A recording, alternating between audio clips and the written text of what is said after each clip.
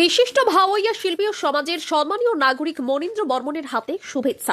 অধিনায়ক অভিষেক বন্দ্যোপাধ্যায়ের নির্দেশে মুখ্যমন্ত্রীর শুভেচ্ছা উপহার তুলে দেওয়া হল শীতলকুচিতে। অধিনায়ক অভিষেক বন্দ্যোপাধ্যায়ের নির্দেশে এবং মাননীয় মুখ্যমন্ত্রী মমতা বন্দ্যোপাধ্যায়ের শুভেচ্ছা বার্তা নিয়ে আজ শীতলকুচি বিধানসভার অন্তর্গত মাথাভাঙ্গা 1 নম্বর ব্লকের নয়ারহাট গ্রাম পঞ্চায়েত এলাকার পানিগ্রামের বাসিন্দা বিশিষ্ট ভাওয়াইয়া শিল্পী ও সমাজের সম্মানীয় নাগরিক মনীন্দ্র বর্মনের হাতে শুভেচ্ছা উপহার সামগ্রী তুলে দেওয়া হয়। এই উপহার সামগ্রীর মধ্যে ছিল মুখ্যমন্ত্রীর শুভেচ্ছা পত্র, উত্তরীয়, উন্নয়নের পাঁচালী এবং উন্নয়নের সংলাপ বিষয়ক পুস্তিকা।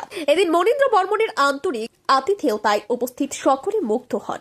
ভাওয়াইয়া গানের জনপ্রিয় শিল্পী মনীন্দ্র বর্মন ভবিষ্যতে মাননীয় মুখ্যমন্ত্রীর উন্নয়নমূলক কাজ ও জনমুখী প্রকল্পগুলিকে কেন্দ্র করে গান রচনার আগ্রহ প্রকাশ করেন, যা সংস্কৃতির মাধ্যমে উন্নয়নের বার্তা আরও বিস্তৃত করবে বলে আশাবাদ ব্যক্ত করা হয়। এই উদ্যোগের জন্য মনীন্দ্র বর্মনকে ধন্যবাদ ও কৃতজ্ঞতা জানানো হয়। দাদার সঙ্গে ফেসবুকে এর আগে আলোচনা হয়েছে বেশি, তার মধ্যে তারপরে ফোনত কিছু আলোচনা হয়েছে।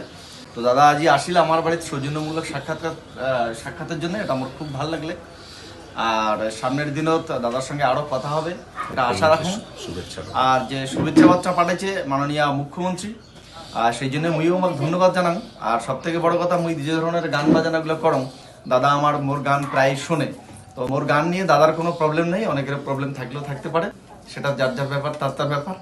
তো সব দিক থেকে মমতা ব্যানার্জিকে ধন্যবাদ জানান যে বাড়িত মোর কথাটাও আমার কানত আছে বা আমরা জানা আছে, এই জন্য আমার ধন্যবাদ জানানো। আর নিঃসন্দেহে ভালো লাগছে, আর রাজ্যের মুখ্যমন্ত্রী উনি আমাকে মনে রেখেছেন।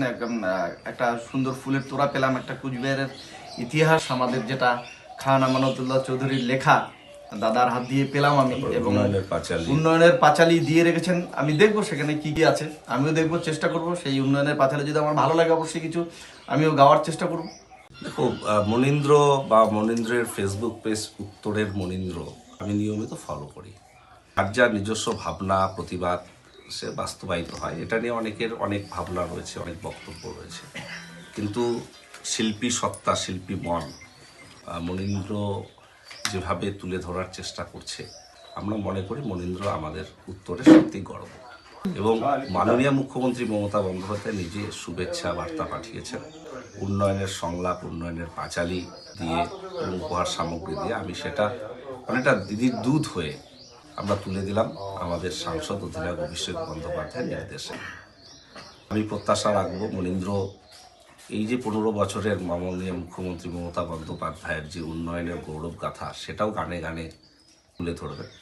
এবং মনীন্দ্রকে আমার ছোট ভাই হিসেবে একটাই শুধু বলার সাজেশন, যে প্রতিবাদটা যাতে সিলেক্টিভ না হয়, প্রতিবাদ হোক সব বিষয়ের উপরে, এবং প্রতিবাদের ভাষাটা কিছুটা শৈল্পিক হোক, মার্জিত হোক, এটাও আমি প্রত্যাশা করব।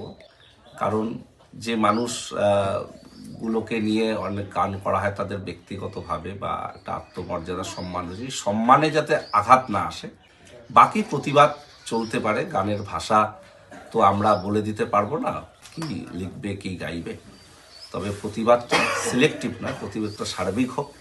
আর প্রতিবাদের ভাষা আরও শৈল্পিকভাবে মার্জিতভাবে উঠে আসুক মনীন্দ্রর গলায়, এটা আমি প্রত্যাশা করব। এবং সেই সঙ্গে সে নিজেও বলল যে উন্নয়নের সংলাপ, উন্নয়নের পাঁচালী পড়ে সেখান থেকে কিছু রচনা করা যায় কিনা, গাওয়া যায় কিনা, নিশ্চিতভাবে সে ভাববে। আমি অনুরোধ করব, ভাবা নয়, এটা বাস্তবায়ন হোক।